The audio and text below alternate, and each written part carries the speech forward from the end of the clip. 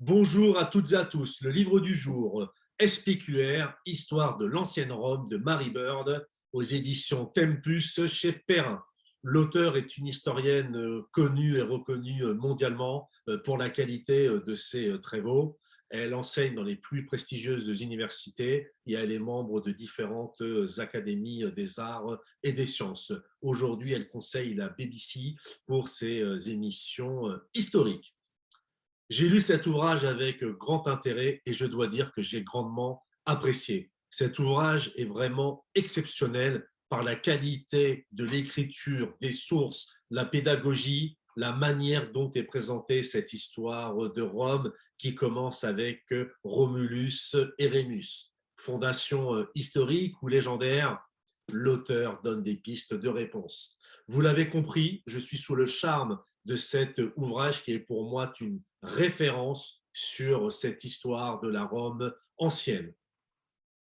L'idée est simple, c'est comprendre comment la République romaine est devenue un empire et comment cet empire a pu dominer pendant plusieurs siècles une bonne partie de ce qu'on appelait alors le monde connu. C'est vraiment intéressant de comprendre l'émergence de la République, comment la République elle a fonctionné et surtout comment la République s'est-elle terminée, quelles étaient les causes politiques, sociales, humaines, sociologiques qui ont permis l'avènement d'Auguste, qui est l'un de mes personnages historiques préférés. Et par ailleurs, il figure dans mon 5 majeur, dans mon panthéon personnel des grands chefs d'État européens.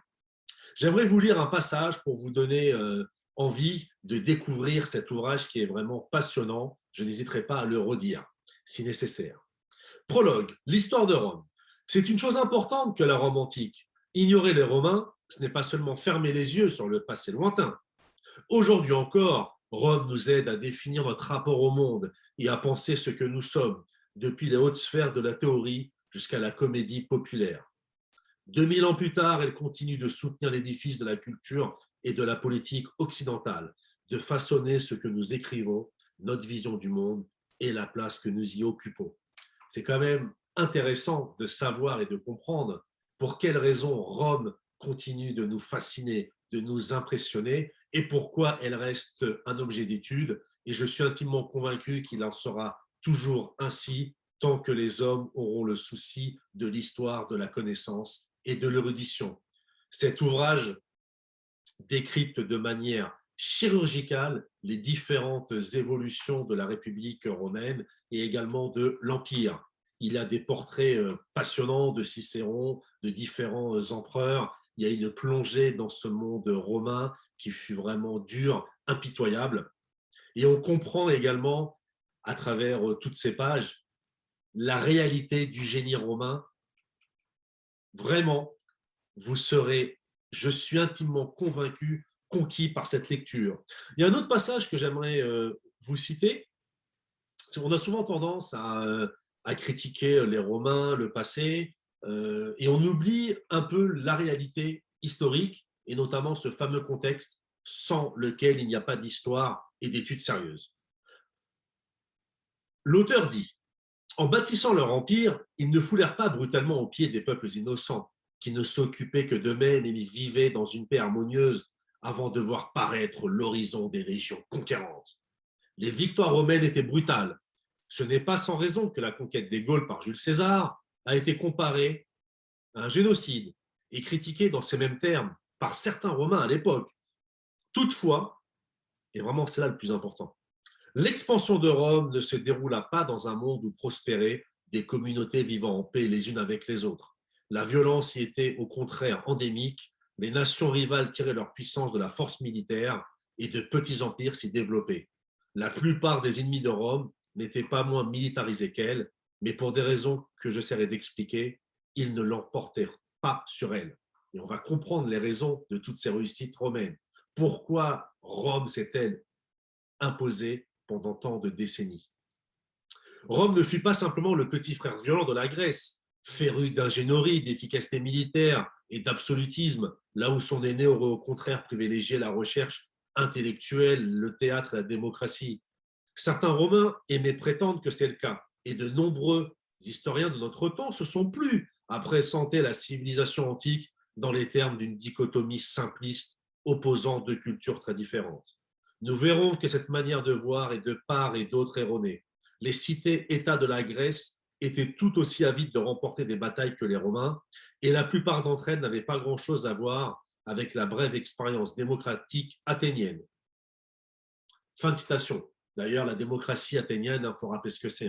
C'est un système qui exclut les femmes de la citoyenneté, il y avait des esclaves, etc. Donc là aussi, attention aux mots valises qui parfois ne rendent pas bien compte de ce qu'était la réalité. Je voulais vous lire ce passage qui était un peu long pour toujours vous replacer dans le contexte et vous faire comprendre que lorsqu'on critique quelque chose, ne jamais oublier que très souvent, eh bien, c'est un contexte qui favorise cet état. Considérer les Romains comme violents, c'est oublier les autres peuples qui est tout aussi violents, comme le rappelle l'auteur. Donc, vous l'avez compris, c'est un passage, c'est un livre que j'ai vraiment aimé, beaucoup d'érudition. Ça m'a envie d'ailleurs de retourner, non pas à Rome, mais dans certaines bibliothèques pour retrouver des références qu'elle propose en fin d'ouvrage, parce que là aussi, la bibliographie est foisonnante. Et comme je le dis toujours, c'est très important la bibliographie parce que ça nous permet de trouver des références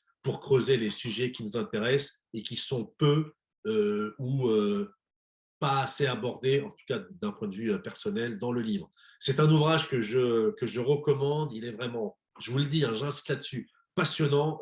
Je regrette même déjà de l'avoir fini aussi vite parce que j'ai vraiment beaucoup appris.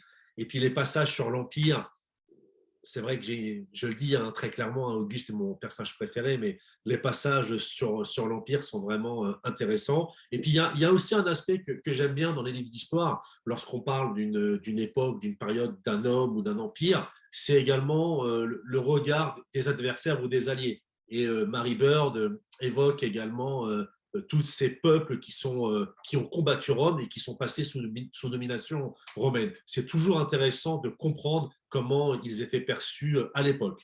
SPQR, Histoire de l'ancienne Rome de Mary Bird aux éditions Tempus chez Perrin. Lisez-le, mettez un petit pouce en l'air s'il vous plaît, et surtout, pour ceux qui connaissaient le livre, parce qu'apparemment, il y a des personnes qui le connaissaient déjà, quand j'ai mis la photo sur Twitter, n'hésitez pas à venir me dire en commentaire ce que vous avez pensé de cette présentation vidéo, quelque peu rapide et dynamique. Et puis pour ceux également qui ont lu l'ouvrage, mettez-moi en dessous, dans les commentaires, toujours ce que vous en avez pensé pour que nous puissions échanger en bonne intelligence sur un sujet passionnant, parce que j'aime à croire qu'en tant qu'Européens, notamment les Latins, nous sommes tous d'une certaine façon des Romains, et quoi qu'il en soit, nous, Européens, on est héritiers de Rome. SPQR, Histoire de l'ancienne Rome, de Mary Bird aux éditions Tempus. À très bientôt.